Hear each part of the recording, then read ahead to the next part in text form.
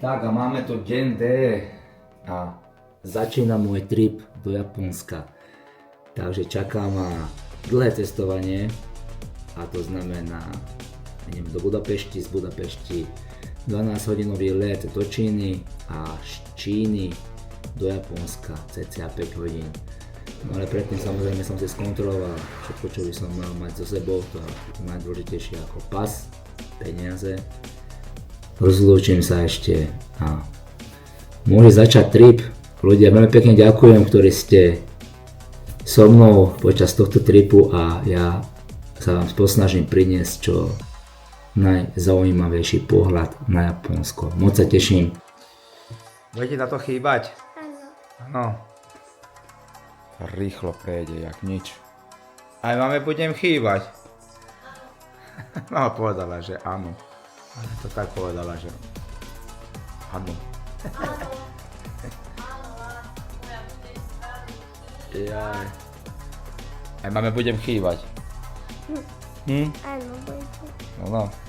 Bude party, keď nebudem doma. Nebude. No. Hungary mafia jetzt. Hungary mafia. My protein, each kell. My protein, each kell. Ez mi? Zara? Ez saját márka. Jaj. S týmito chlapcami budem objavovať Japonsko. Sú to všetci moji žiaci z kapuery. Ešte jeden člen posádky sa pridá potom na letisku. No tak poďme na to. Tu už vyrážame cez hranice a smer Budapešť. Tak s Bohom Komárno, s Bohom Slovensko. Auto sme odovzdali a včas sme prišli aj na letisko. Ez igen? Hova? Tatabáňa. Tu sme už riešili sedadla, každý z nás chcel sedieť pri okne. Ale nikomu sa to nepodarilo, dostali sme sedadla presne v strede, takže nás čakal 10-hodinový let do Číny. Ale tu sme prešli všetci kontrolou a ideme na to. Sme prešli, všetko bolo v poriadku, takže už iba nám donesú batožinu do Japonska. Pikapa, hogy vagy, gyere! Jól. Jó, felkészülve? Megyünk. Biznisz? Kampány! És sem tudom majd. Nem köszönöm. Biztos? Biztos. Neviem, koľko stálo whisky. Mennyibe került? Ja, 10 €. Tak my sme už zlietli a už nám doniesli aj jedlo, takže si poďme ukázať, čo nám všetko doniesli. Mám už druhé víno, ale to len preto, lebo sa bojím lietania, takže preto pijem. Sorry. Zobral som si hovädzie, dúfam, že to je hovädzie, keďže letíme čínskou aerolíniou a není to žiaden bobík. Džús, zelenina, ovocie a pagáčik. Takže, len aby ste vedeli, preto pijem, lebo sa bojím lietania, ináč nezvyknem toľko. To skôr oni. Pýtame si pitie a tam hovorí, že kolu chce, že one cock. In English, you know? English, big cock. But you small cock, no? Small? They're very big, you know? Very big zero cock? Zero. No zero. Ľudia, toto je niečo katastrofa. Ešte sme v polovici, 5 hodín máme ešte pred sebou. Cítim sa, keby som 2,5 týždňa kokos bol v kadére. Koniec. Ešte 5 hodín. Veríme pilotovi. Pilot už dobre povypil.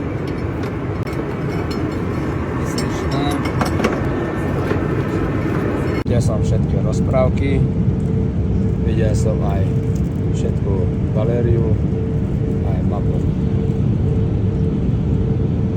Ako to je, že keď sa nepostavíš ako prvý do uličky hneď po pristáti, tak sa vráti naspäť lietadlo. Ľudia sú zbláznení. Hneď vyskočili, jak keby, ja neviem. No čo už. A to budú čakať asi ešte 20 minút. Nemuď vám. Pristáli sme šťastne v Číne. tuto s mojimi a máme trojhodinový ja už ani neviem rozprávať, trojhodinové medzi pristate a smer Japonsko. Testvérem, hogy érzed magad? Fáradt vagyok, de megyünk tovább. Nincs megállás. Igen? De mi gyalog megyünk? Biciklivel. Biciklivel, jó. Gördeszkával. Drahé.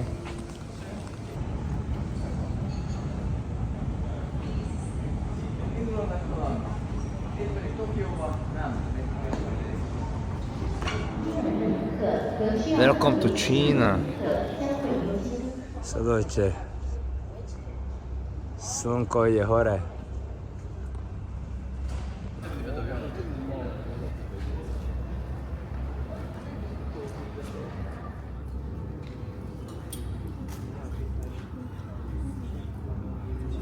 Hova megyünk? Most? A mosdóba. Te menj bal.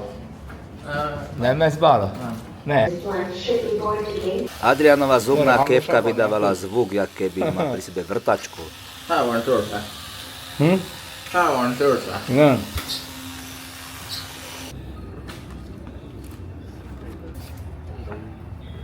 Szia Pica-Pau. Thank you.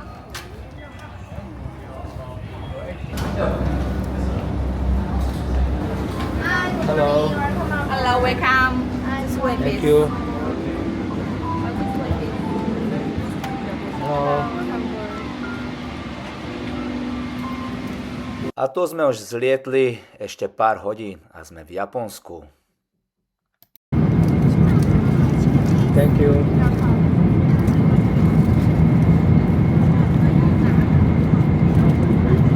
Dve a pol hodiny máme teraz do príletu do Japonska, takže za chvíľku sme tam. Celkom v pohode let, ale už cítim teraz ten časový posun. U nás v Komárne je, koľko môže byť, 4 hodiny ráno. A už začínam cítiť. Tam je vonku takto. Tu. Po 24 hodinách Tokiu. Kontrolou sme prešli všetky otlačky, skenery a ja neviem, vypisovačky, ale všetko dopadlo super. To už je naša batožina. Itt van tényleg kapuér is.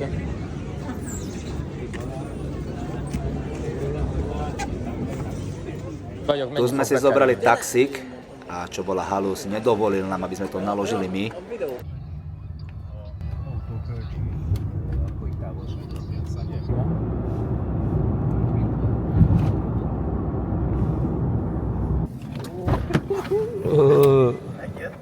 Pica-Pau.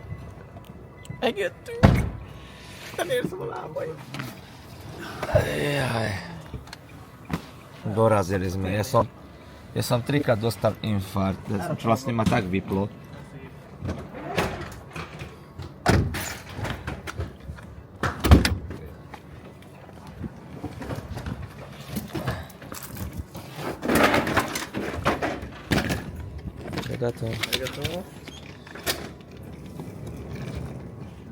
Zdravím Hedin Automotív Nové Zámky. Aj v takýchto úzkých uličkách tuto susedia majú obrovské autá, ale majú to vypočítané celkom. Táto teta bola tak milá, sa ponúkla, že nás odfotí, lebo sme tam nastavovali statív hore-dole a teta sa vyznala. Kade svieti slnko, kam sa máme postaviť. Strašne zlatá teta. Presne preto to sa mi ľúbi Japonsko, že sú veľmi vďační aj milí. Sledujte. Pekne. Čistá japonská influencerka. Perfekt. Arigato. No, kľúče máme. Influencereknél ilyen rohadt kulcsot nem lehet kivenni normálisan. A ideme na izbu, ukážeme vám, ako vypadá naša prvá ubytovňa.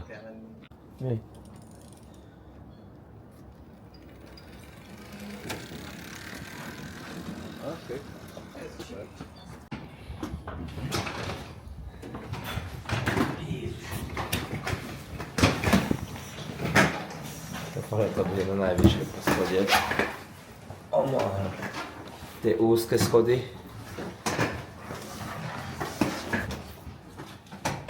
Hát gondolsz, 401-es?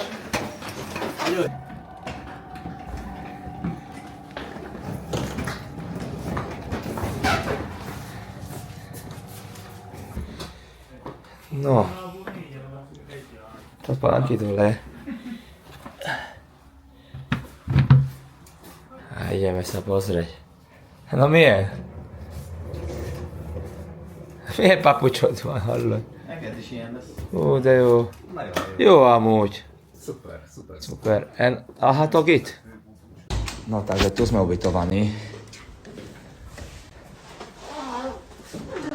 Strašne malý priestor tu je, ale je tu, ako pravím, čisto, čo je najdôležitejšie.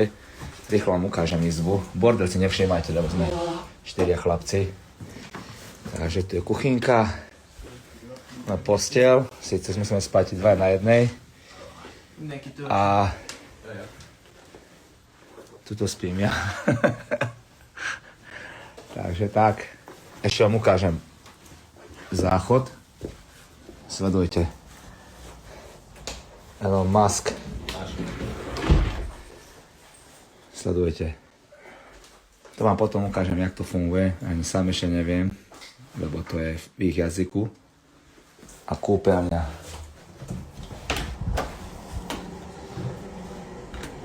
Sledujte tú malú.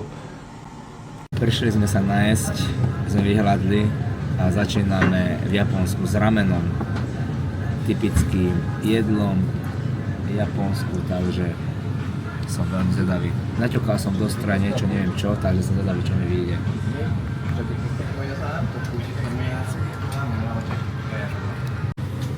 Polievka, jak sa patrí. To je tváďoc. Mek.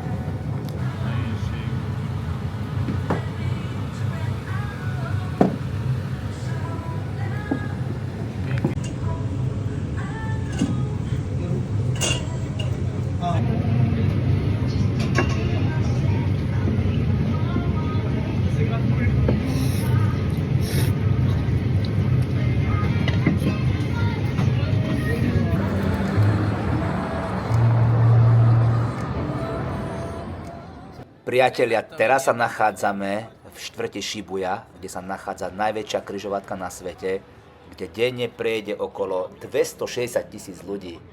Toto bol brutálny zážitok. Sledujte, koľko ľudí. Ináč tam v strede som ja, ktorý natáča Adriana, ale bol to zážitok.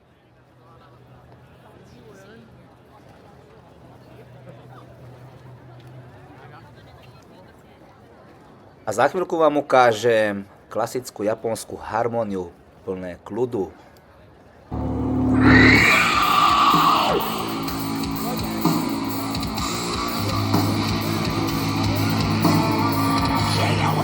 Podľa mňa frajer prišiel rovno zo záchoda, len zabudol tam nechať záchodový papier.